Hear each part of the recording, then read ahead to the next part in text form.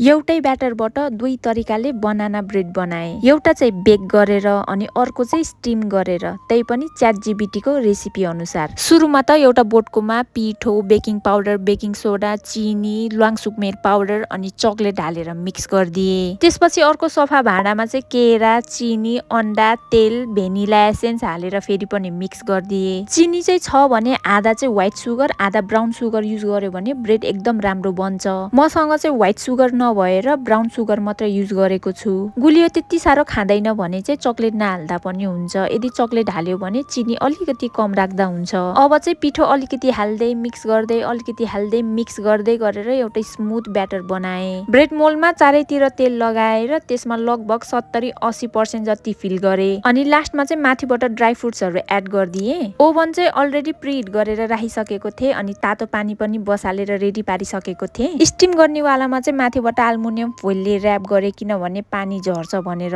ग्यासलाई medium लो फ्लेममा राखेर 40 minute steam हुन छोडिदिए अनि ओभनमा चाहिँ 170 डिग्रीमा राखेर 40 मिनेट बेक हुनलाई छोडिदिए। टेस्टमा चाहिँ एउटै छ तर हल्का टेक्सचरमा मात्रै फरक थियो। स्टिमवाला चाहिँ हल्का सफ्ट अनि फ्लफी बनेको थियो बेक गरेको भन्दा। कलर वाइज हेर्नु पर्दा चाहिँ स्टिम गरेको व्हाइट थियो अनि बेक गरेको चाहिँ गोल्डन ब्राउन कलर थियो। अब कुन चाहिँ ट्राई गर्ने कमेन्टमा लेख्नु होला। यति भन्दै ओके बाइ।